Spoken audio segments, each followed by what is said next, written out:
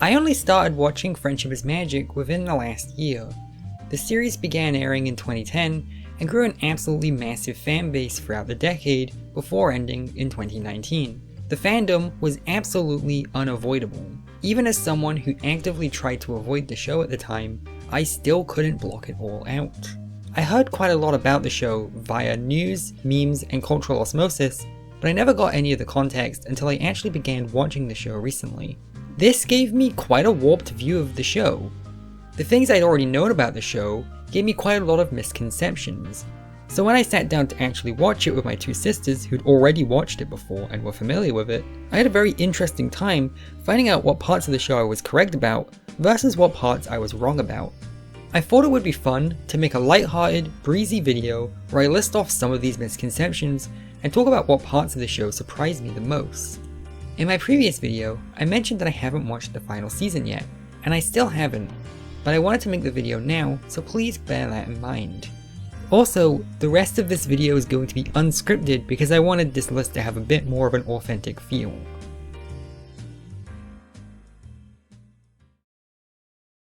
So right now I have a list of misconceptions in front of me, and I'm going to just talk about them in a random order and kind of give you sort of anecdotes to do with those misconceptions.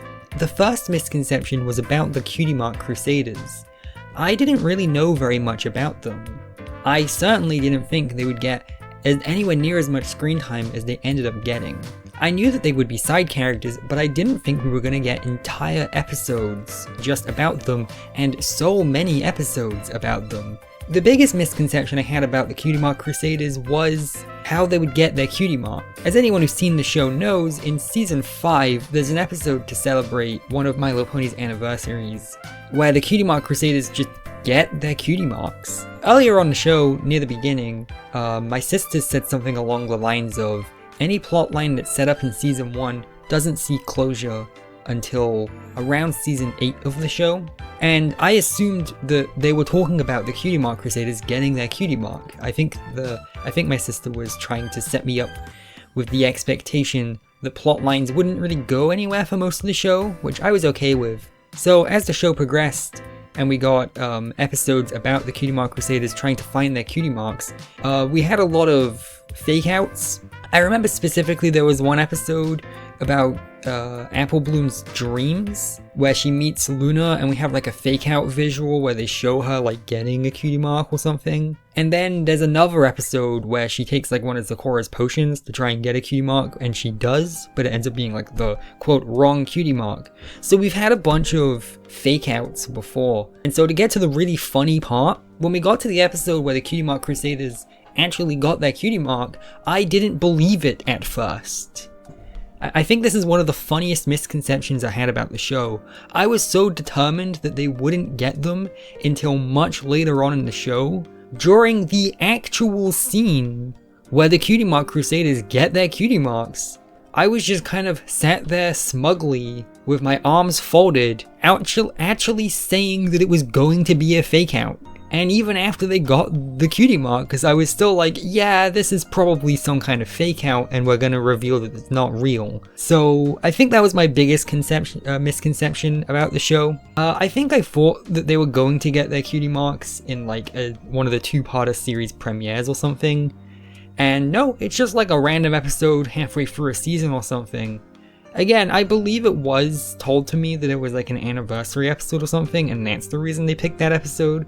But it's still very funny, especially because it came immediately after another milestone episode, episode 100. And episode 100 brings me to another point that I wanted to talk about.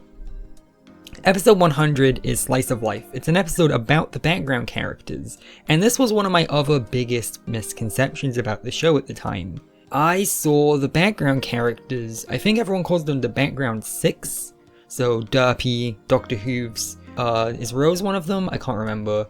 Octavia, DJ Pwn Free, you know, the background characters. In some ways, they're just as iconic as the actual main 6 are. I was not prepared for them not being characters, like, at all. In fact, the gimmick of episode 100 is episode 100 is actually about these characters, and they're the only episodes about these characters. These characters show up very little outside of this one episode, and this one episode was made way after the height of the fandom.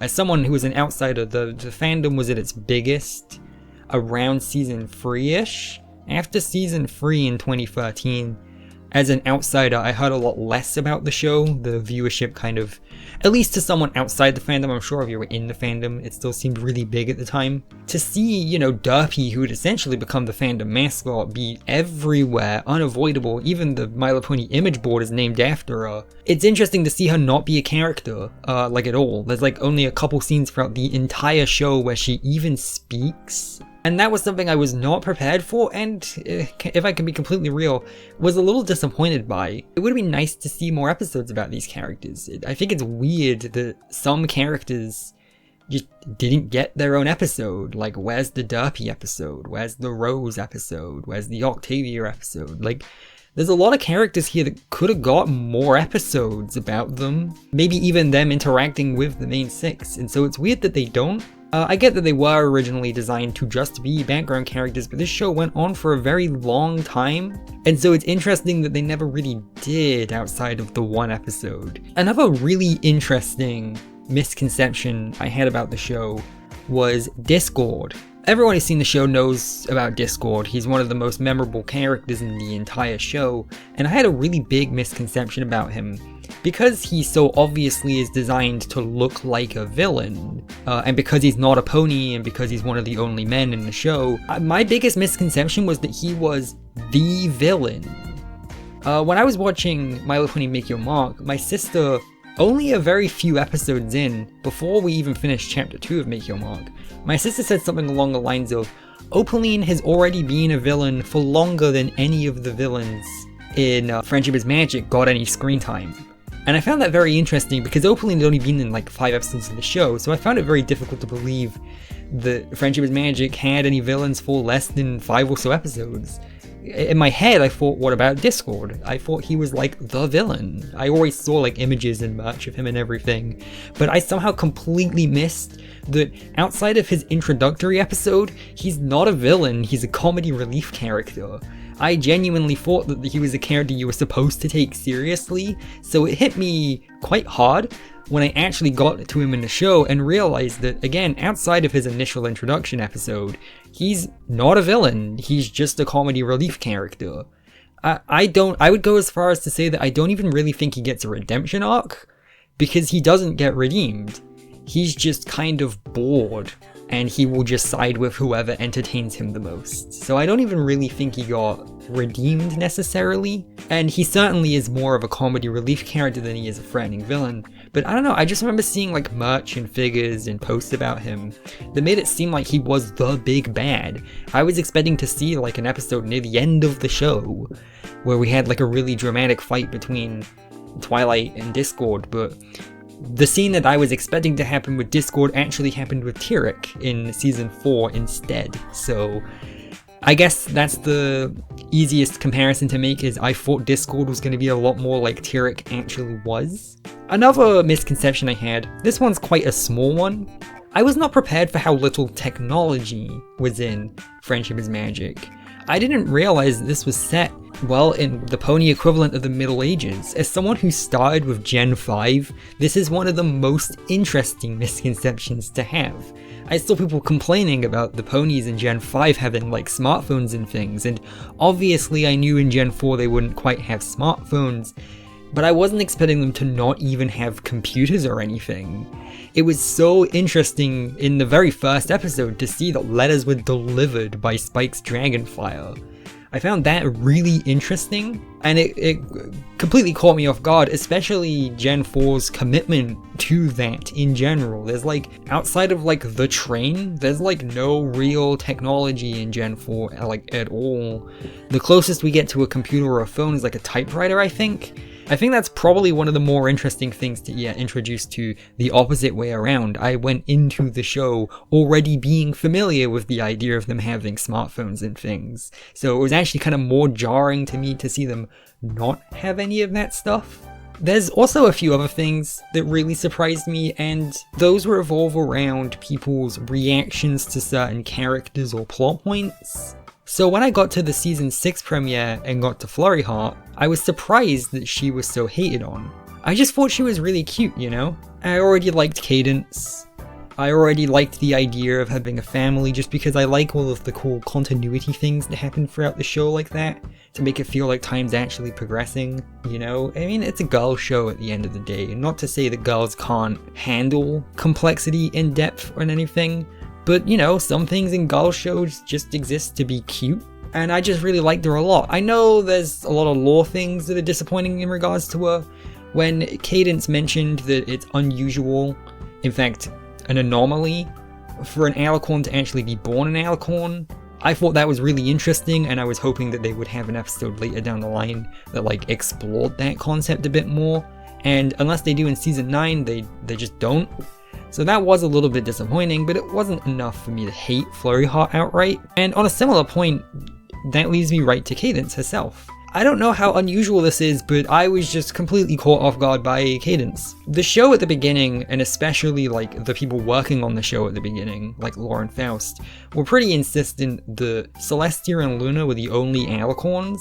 And the show gives this impression too. You know, obviously I heard people say that that was like Lauren Faust's original vision and everything, to only have 2 alicorns in the entire show. And yeah, obviously I knew that Twilight actually was an alicorn. Hell, I even knew about Sunny and Opaline being alicorns because I started with Gen 5. So I knew there were more than Celestia and Luna. But I was very interested to see how they were going to introduce the 3rd alicorn. I figured they would probably do that with Twilight Sparkle.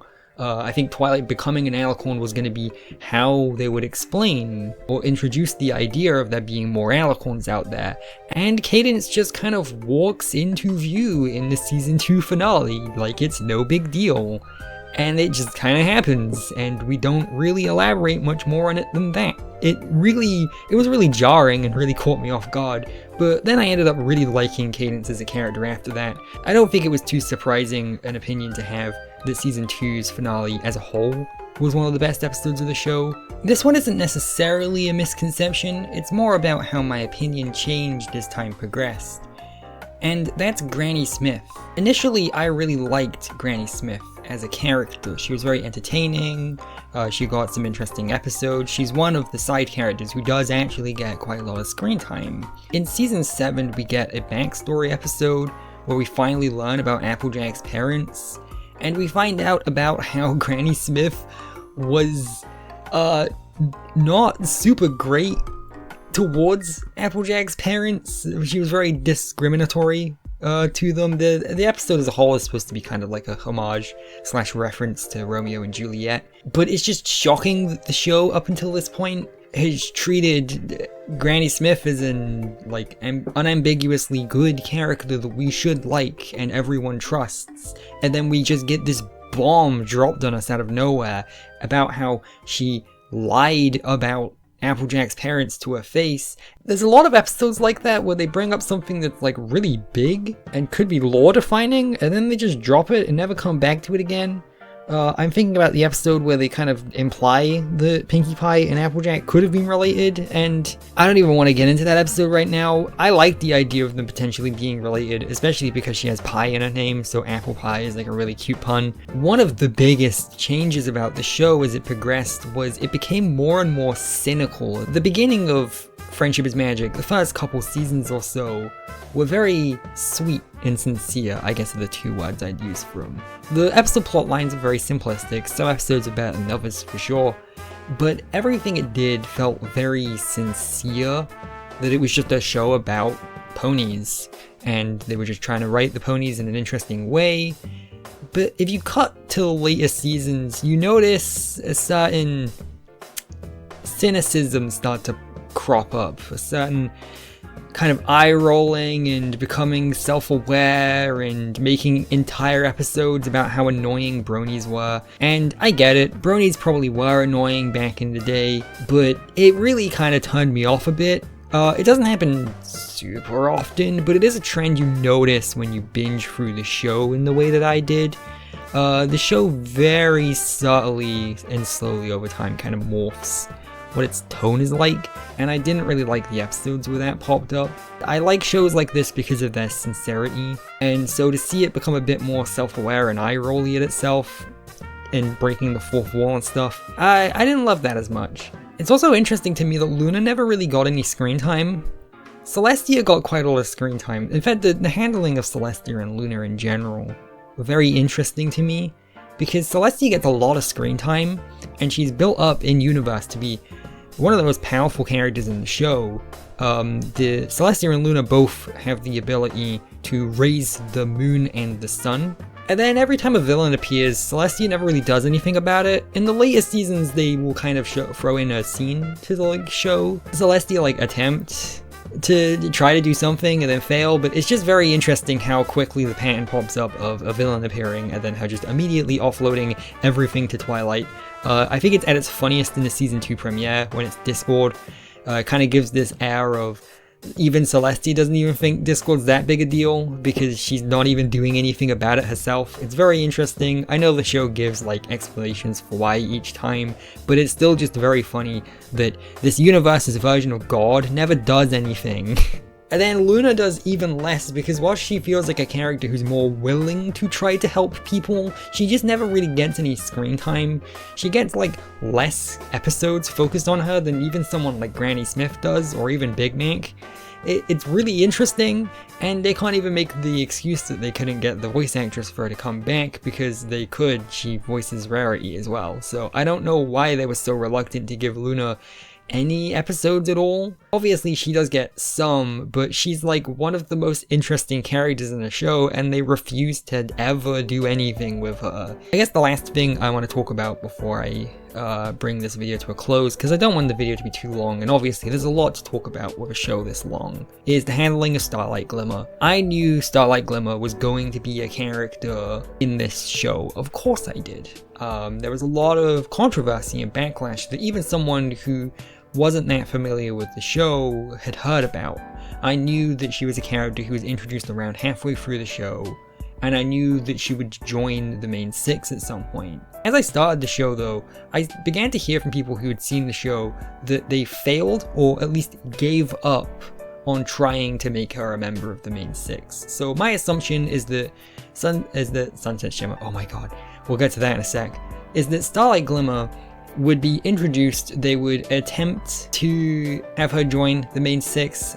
After a few episodes, or maybe even a full season, they'd realize that no one really cared, and then they just kind of drop her unceremoniously and kind of phase her into being more of a background character. I was surprised by how much screen time she does get. I don't really think they ever do phase her out. Once she's introduced, she's just kind of the main character of the show now. There were a lot of episodes, especially around season 7-ish, where episodes feel like they should be Twilight-focused episodes, but then they just randomly have Starlight Glimmer be the character of the episode instead. For example, there's one episode where Starlight Glimmer goes to visit Celestia and Luna, and she uses a spell that swaps their cutie marks for 24 hours.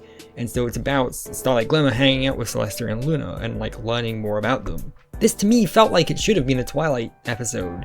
And in fact, Twilight is so excited to go and take part in this that even though she's not really allowed to or supposed to, she kind of sneaks in to talk to Starlight anyway. I could feel the shift where Starlight Glimmer became the protagonist immediately after she was introduced. I know this might be a controversial opinion, I don't know, I'm interested to see what people think, but this is the real honest opinion of someone who went into Friendship is Magic recently, only a few months ago, and that's what I think is you can kind of feel Twilight Sparkle fade into the background and Starlight Glimmer really become the new main character. So I went into the show expecting her to be a forced feeling member of the main 6 halfway through the show, to which they would realize that no one really cared that much about her and eventually drop her. No, once she's kind of introduced, that's like the whole group dynamic irreversibly changed forever. I find that very, very interesting.